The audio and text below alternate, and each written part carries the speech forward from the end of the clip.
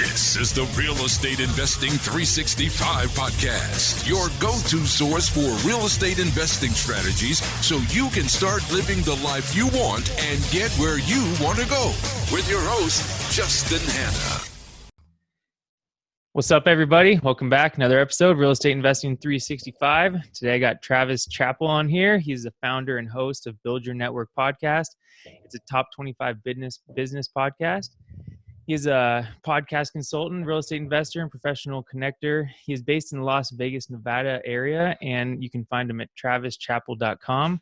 What's up, Travis? Thanks for being here, man.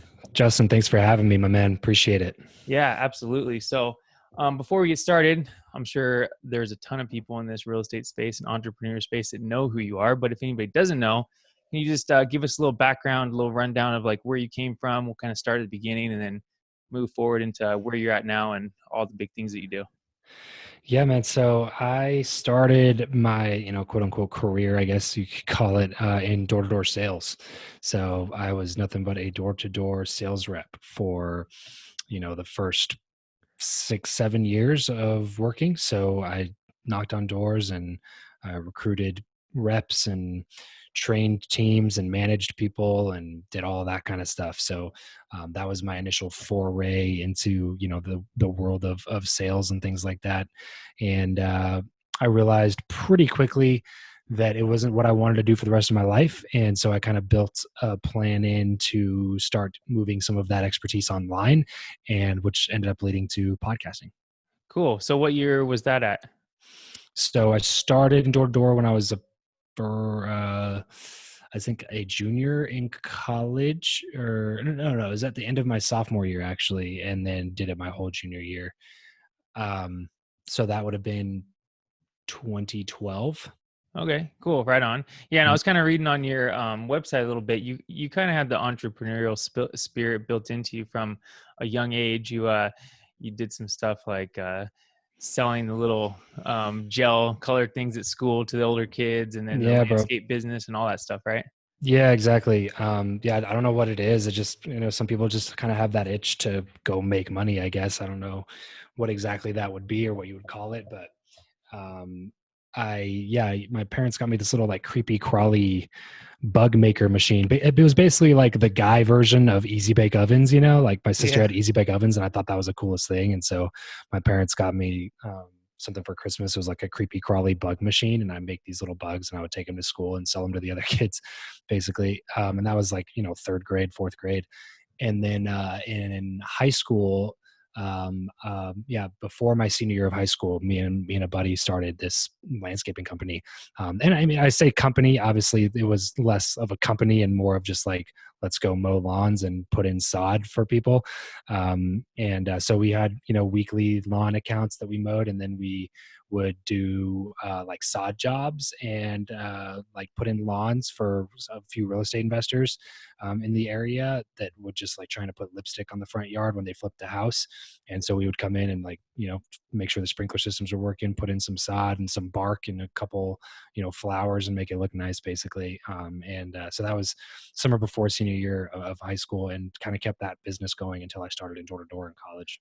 Okay, cool. Right on. Yeah, I did most real estate investors kind of done the same thing, or at least business minded people, I'd take my Halloween candy and set it up on back of my parents' truck and try to sell it. And I live in the middle of nowhere. I grew up in the middle of nowhere. So I would mow lawns and do yard work for neighbors, but I would have to like walk a long ways, to go get to the next house or whatever. So it was just a giant pain in the ass for an extra $10 or something, but whatever. I mean, it worked out. So, well, that's cool. So you got into door-to-door sales. Talk about the importance of door-to-door sales. Were you nervous at first getting into it, or like, how did that whole experience work out for you? Sure. I don't know if I would say nervous as much as like kind of anxious, which I guess is just a different way of saying nervous. But I wasn't nervous for the actual act of knocking on doors. I grew up in a really like tight-knit religious type of a community, and every Saturday from the time that I was a little kid, we would go out and knock doors and invite people to church. So like the act itself of knocking on doors wasn't scary to me. It was just like the feeling of, man, I hope I can actually come away with deals. I hope I can actually make the sales thing happen and convert, the people, the leads and prospects that I'm talking to into actual, money. And so that part was pretty nerve wracking to just be like, well, here we go. Hopefully this is going to work out, but yeah, so I just kind of went out and did it and figured out pretty quickly that it was something I was actually pretty decent at. Yeah, no, it's super intimidating. Most people don't like even getting on the phone with random people, let alone knocking on doors and going on somebody's property and trying to talk to them. But I mean, no better way to kind of cut your teeth and get over the fact of being nervous to talking to somebody than just Exactly. knocking on somebody's door and getting the door slammed in your faces. I've done it before, and oh, it's nerve wracking, but you get over it and it makes you better at speaking and all that stuff. So Yep. I know your main focus now is like your podcast and building your net, like the teaching people how to build their network and continuing to grow their businesses, but you do some real estate investing as well. Is that correct? Yeah, we've, done like, we don't do it a ton, but we've done about 10 deals or so. Okay. Yeah. Is it there in the Vegas market, or can you just tell us a little No. bit about your deals that you've done? Yeah, it was all in Southern California. That's where I grew up. I just moved to Vegas like 2 years ago. Okay. And when I moved here, the year that I moved here, we did like 4 or 5 flips. But then last year, it honestly, real estate kind of took a back seat because of all the other stuff that I had going on. So my dad was my partner on the real estate stuff that I did. And so I just kind of told him at the beginning of 2019 that I didn't want to do any more real estate things that would detract any of my focus away from what I was doing full time with the show and the online business that I was running. So we kind of took a step back, to be honest, in 2019, just sold off a couple properties. So now we are pretty much out of everything that we have. We have one more rental property that we own in Dallas, but that's it at the moment. Cool. Yeah. And the reason I really wanted you on the show is because every episode that comes up, no matter if I'm talking to somebody that, owns just 2 vacation rentals, or they have, a syndicator that has 10 or 20,000 units, everybody ends up talking about like the importance of networking and getting out there, networking, meeting more people. And I've definitely found it super beneficial just by starting my podcast, right? I mean, Yeah, I was going to ask, I was going to flip the script on you and ask you how the podcast has been for your real estate investing. Yeah, well, and it's totally been actually good. I haven't converted it totally into dollars yet, but it's definitely, I guess it has actually, because I've used techniques that I've come across from people on the show, especially for my wholesaling business that I'm getting going with my partner, and some of my rental stuff. It definitely has brought in leads by being more organized. And I might have found out some of those things eventually, but it just like shortens your timeline. You know what I mean? The more people you talk to, then also the connections, the connections that you end up making is like, there's some really cool people out there, and more people these days, especially, seem like they're more willing to share their thoughts and Right. like the go-giver mindset and like grow everybody big instead of just keeping it all to themselves. So that's definitely the point of having you on the show. And so you could talk about that a little bit. So,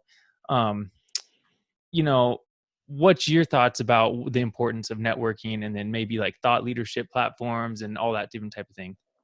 Yeah, you kind of alluded to a little bit. It's the shortcut. That's what it is for me. It's the fast pass to where you want to be. And I always liken it to like if you go to, Disneyland or your favorite amusement park, and you just get off of a ride, you're with 3 or 4 of your friends, and they're hurrying over to the next ride.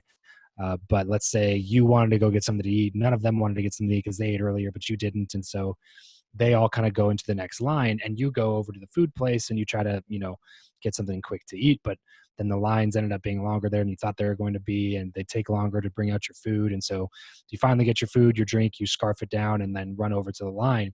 But by the time you get over there, you realize that your friends are over at the very front of the line. So the question is, what do you do at that point? You don't wait in the back of the line, right? Like you don't just stand there and go, oh man, I guess I missed it, right? Yeah. Like you walk through the maze of the line to the front where your friends are, right? And so that's kind of how I look at networking when it's done the right way, is that because the key here is that you can't just snap your fingers and end up at the front of the line. You don't get to teleport to the front of the line, right? You just by virtue of knowing them, you don't just get to be there.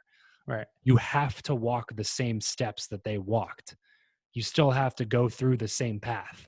You still have to put the work in, but you're passing up all the other people who are just waiting in line because they don't have anybody at the front of the line to bring them up there. They're still like, they might end up at the same place that you're going to end up, but they're going to take a lot longer to get there because you have people that are at the front of the line that are up there encouraging you and telling you to come up to where they are. And that's kind of how I look at networking. It's very much that way. If you do it the right way, you connect with people that are just killing it in the area or the industry that you want to be killing it in.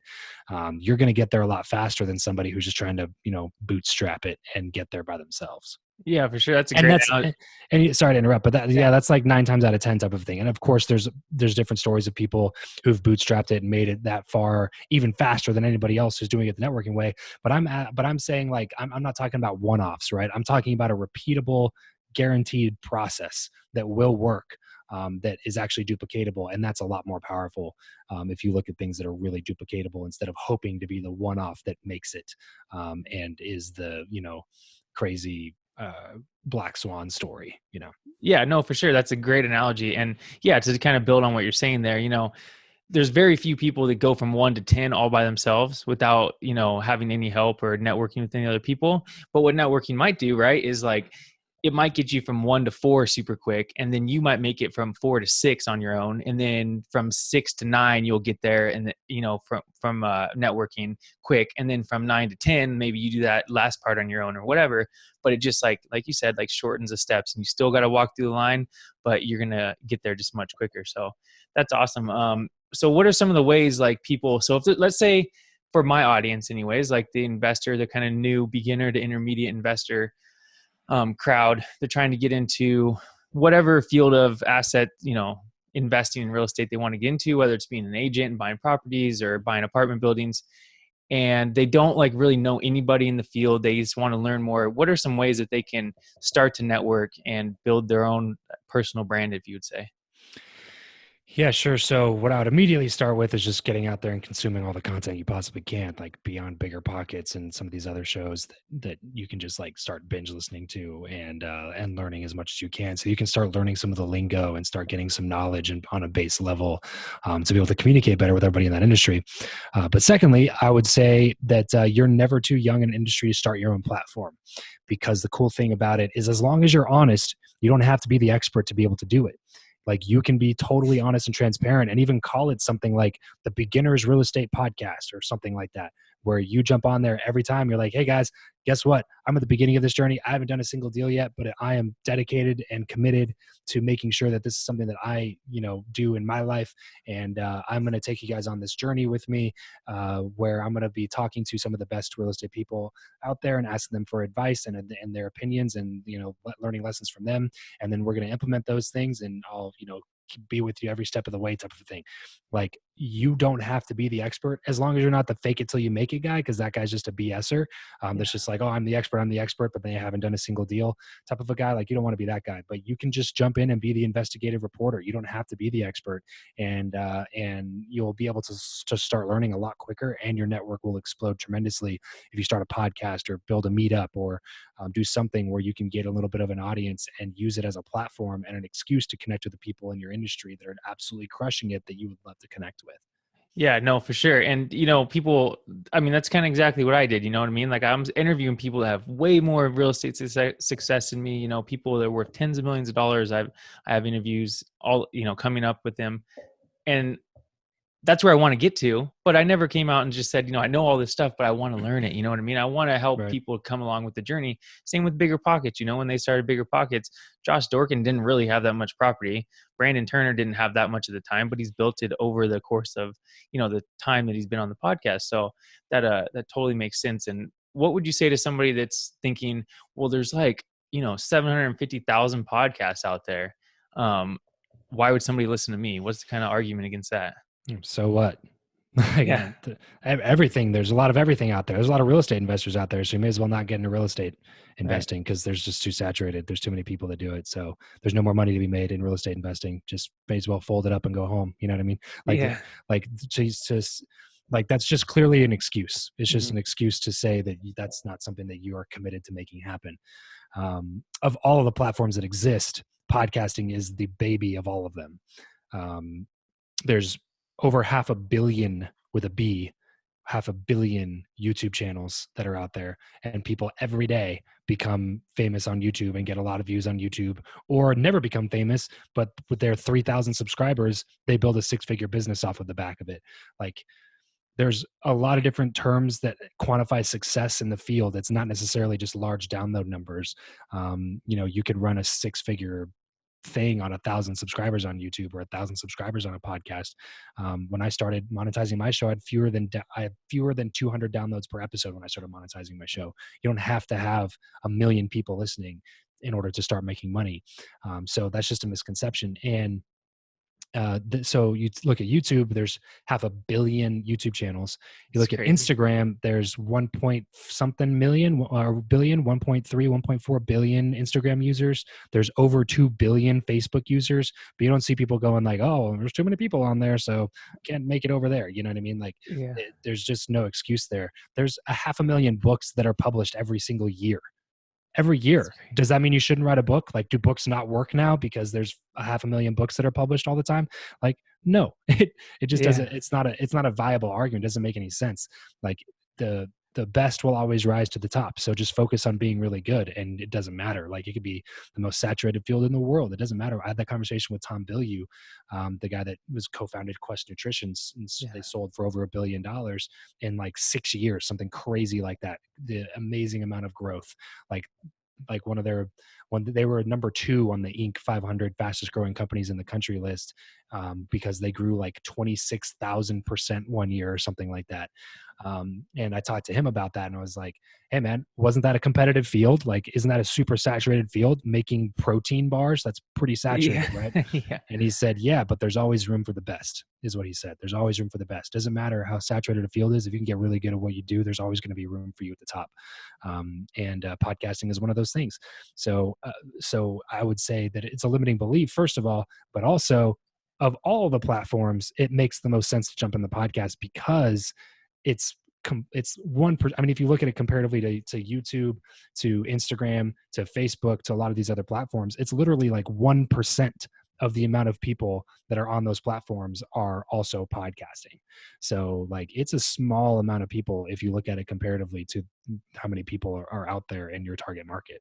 Yeah, no, definitely. And it kind of gives you a jumping off point is what I looked at. You do your podcast, but you video record it. You can put it on YouTube. You put the content on Instagram. You make content that goes on Facebook. You're out on Twitter. It's just kind of a branching off point, and it just gives you like a good steady foundation to like build whatever else you're wanting to build. And another point I want to touch on that you made that was there's always room for the best, but you're not going to be good when you start. Yep. Nobody is. Like, I feel like I'm absolutely horrible at doing this podcast thing, but I'm 1,000 times better than I was in my very first intro episode when I was like, I didn't know what to say. I was sitting here by myself, re-recording 20 times, you know what I mean? I'm like, oh, I sound like an idiot. I'm sweating. I'm all by myself in my office, like just nervous, and it's getting been easier. there. Yeah. Yeah. It's getting easier and easier every day. Yeah. And I think another thing to add into that is kind of what I alluded to earlier, which is that you don't have to have goals of becoming the next Joe Rogan in order to start a podcast. Like, you don't have to go for 50 million downloads a month. You don't even need 1 million downloads total. Like, you need 100,000 downloads. Like, you can use a show for a lot of different things. Like, it could just be the perfect excuse for you to reach out and connect with the people in your field that you want to connect with. You may get 12 listeners an episode. Like, it doesn't matter. Like, you're just using it as a way to communicate with the people in your field that are operating on a really high level, and you can communicate with those people that way. And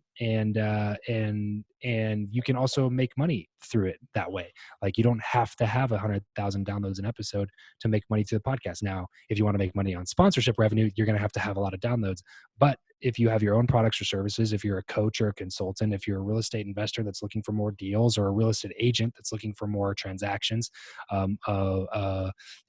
loan officer that's looking for more real estate agents to partner with, then having a podcast is a great way to connect with people on a value add basis that gives you an excuse to have a conversation with somebody for an hour without hard pitching them or selling them on your products and services, while building a better relationship with them and increasing your credibility and authority in your space. Like, there's a lot more reasons to start a show other than like, I'm going to be the next Joe Rogan or whatever. You know what I mean? Oh yeah. No, that's also true. And there's tons of other ways to network out there. And I wasn't quite sure what we were going to exactly talk about, but I love talking about this podcast space, obviously, because I started mine.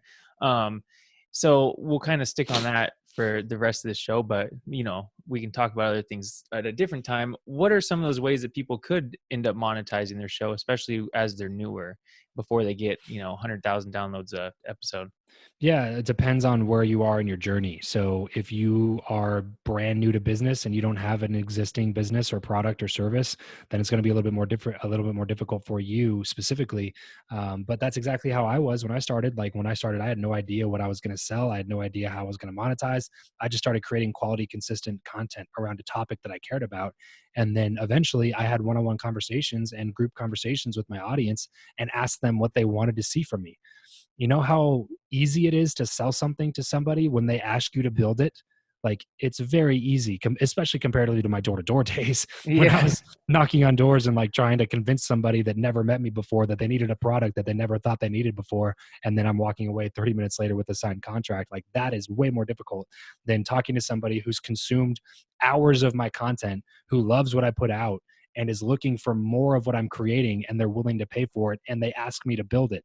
Like all I have to do is build it and then Yeah. they buy it. Like it's so much easier that way. So like, don't freak out about it if you don't have an existing business or product or service. But if you do have that, then you can kind of build the product, the podcast and the messaging around getting more people into the back end of your sales process. Like if you're a realtor listening to this and you want more listings, then just start interviewing people in your local area that fit your ideal client list, like dentists in your local area that have expendable money. Like you just got to get creative with it. And if you already have a back end product or service, like it's not difficult to monetize when you can direct people from listening to your show directly into those back end product or services, especially if they're higher ticket. Like you make at least $2,000 to $5,000 on a back end product or service, which if you're a real estate investor makes it. Like I don't know why every real estate investor doesn't have a podcast, bro. Like it doesn't make any sense to me.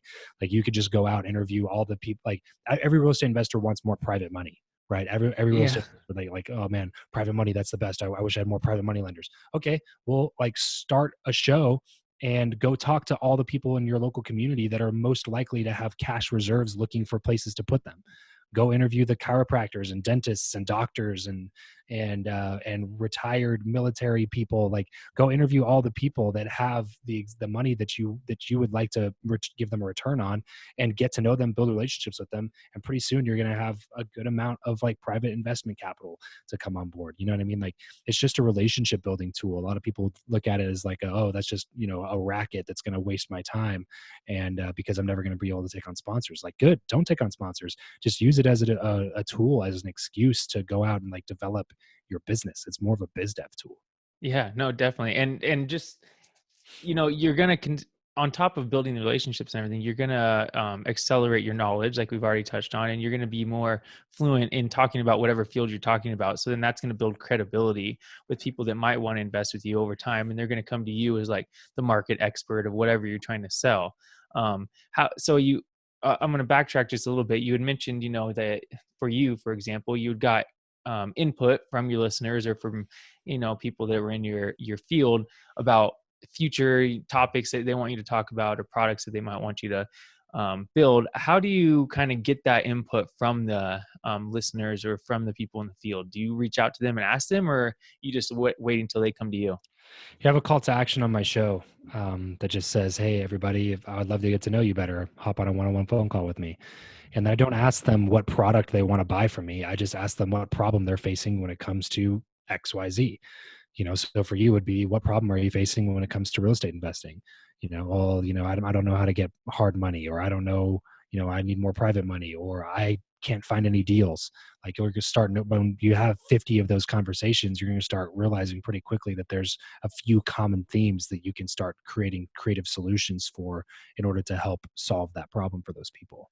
Yeah, for sure. And so if anybody doesn't know, call to action is like, at the beginning or end of the show, or sometimes in the middle of the show, wherever somebody puts it, is kind of like one of those things that, like I say, hey, you guys, if you haven't already, please subscribe to the show, leave a rating and review, that type of thing. It's just a request for your audience that you're wanting them to do something for you in return for you giving them content on the show and stuff like that. So that makes total sense. And do you think it's important to like have a website along with the podcast, or can somebody just have a podcast and an Instagram page or a Facebook page? I think it's dependent on the situation. If you already have a website, then it might just be a tab that you add to your existing website. If you don't have a website, then yes, you need some sort of web presence for sure, especially because each individual podcast episode you also want to repurpose as a blog post, and that's going to help your SEO and make your site rank better for the keywords that you want to rank for.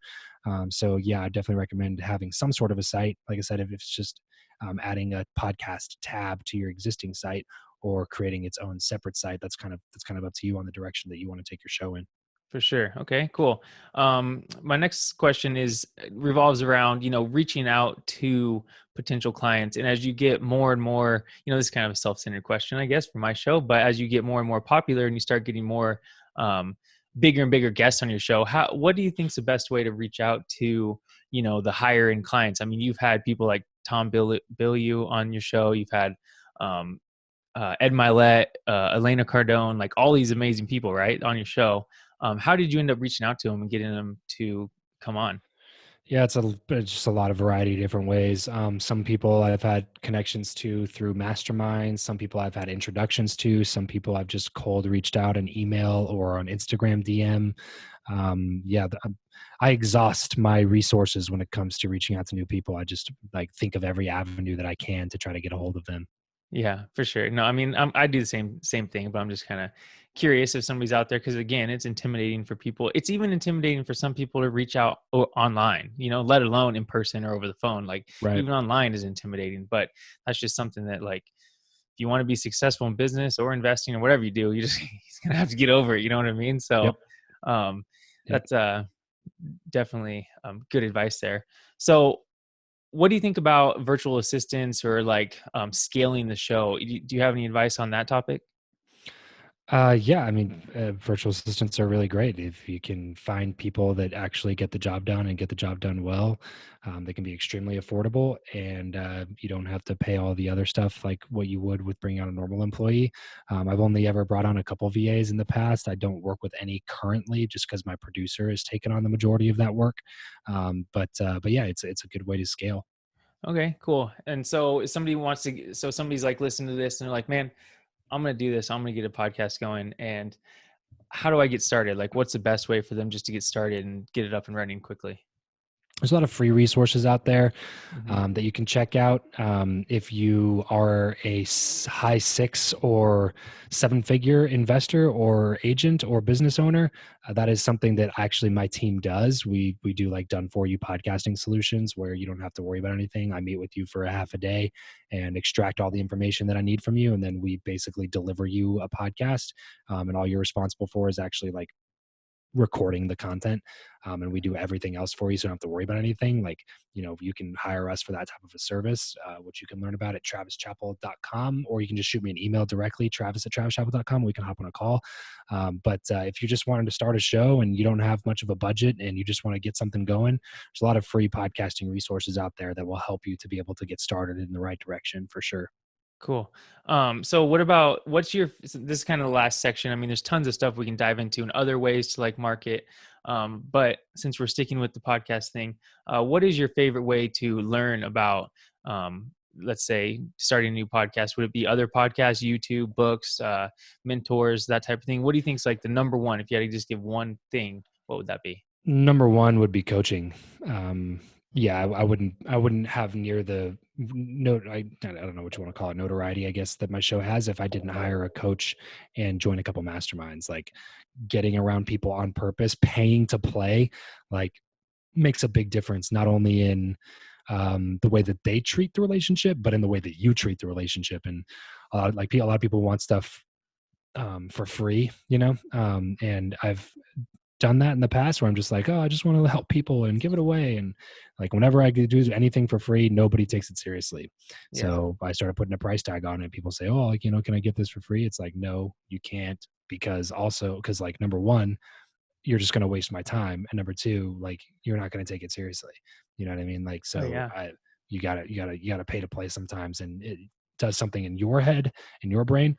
but it also changes the relationship that you have with that person, because they're now financially obligated to like make you successful, and it helps them to make you successful. Whenever you can get somebody else that has more success than you bought into making you successful, then you have a much higher chance of becoming successful faster.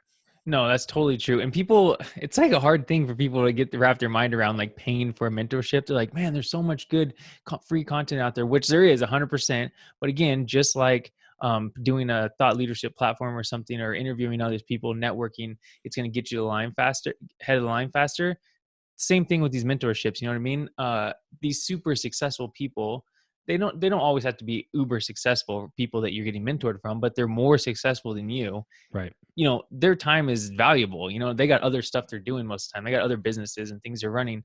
And like, I've even recognized it myself, like people now with the show and different things are reaching out to me and asking me, hey, can we like sit down and have coffee and do this and that? And like, yeah, I'm doing it now because I'm in more of my beginning stages. But at the same time, like, I'm pretty damn busy with kids and several businesses and all this stuff that I'm doing. It's like, gosh, I don't have time to go out there. But if I made another business that was monetary business, I would put more time towards that, because, you know, I'm helping you and we're both aligned in the same way. So Right. yeah, that totally makes sense for sure.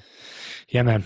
Sometimes you just got to pay to play. And I think people value money too much when you should be valuing your time over your money. And to me, if I can pay somebody else to shortcut the learning curve for me, I would way rather do that, because it saves me a ton of time on the back end. And, money can always be made back. Time can't. For sure. No, that's good. That's a good saying. So what about a favorite piece of technology or an app that you use that just helps you throughout your businesses and everything you're doing? Could be personal, could be business, anything. Yeah, I would say Calendly is a huge thing. If you don't have a calendar link or scheduling system, you should definitely get that. Even if it's just to get to know people.